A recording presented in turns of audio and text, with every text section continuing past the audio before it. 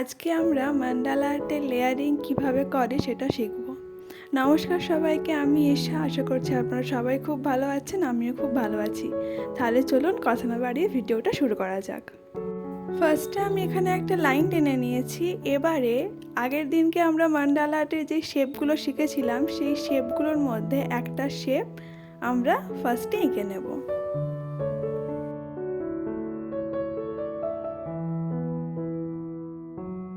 এইটা আমাদের একটা লেয়ার হয়ে গেছে। এইবারে এইটা থেকে 3টে পয়েন্ট ছেড়ে সেখান থেকে আমরা আবার একটা পেটাল এঁকে নেব। একটু জুম করে দেখাই যে 1 2 3 3টে পয়েন্ট ছেড়ে দিয়ে আমরা পেটালগুলো এঁকে নেব।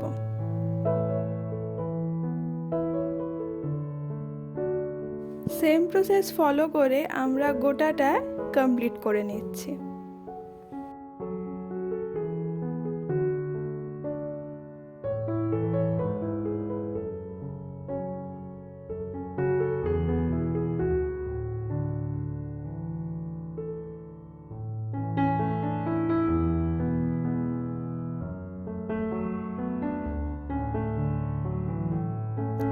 এইবারে আরেকটা শেপ নিয়ে আমরা আরেকটা লেয়ারিং করে নিচ্ছি।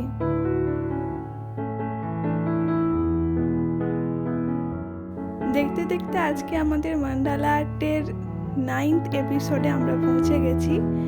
এর আগের ভিডিওগুলো আপনারা যারা এখনও দেখেননি সেগুলো অবশ্যই দেখে নেবেন। আমি তার লিঙ্কটা ডেসক্রিপশনে আর আই বাটনে দিয়ে দেব। সেই সব ভিডিওগুলোতে আমরা মান্ডালা আর্টের ডিটেল সম্পর্কে জেনেছি। মান্ডালা আর্টের কিভাবে প্যাটার্নগুলো আঁকতে হয় সেগুলো শিখেছি মান্ডালা আর্ট করতে কি কি দরকার হয় সেগুলো। তো সেই ভিডিওগুলো আপনারা অবশ্যই দেখে নেবেন।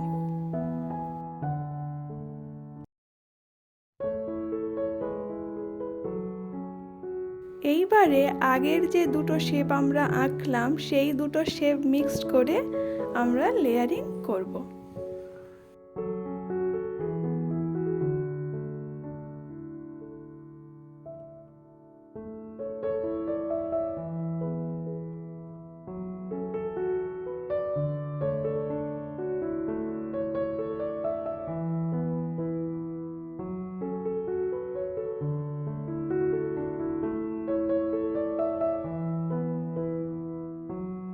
আজকের মতো এই পর্যন্তই রইল।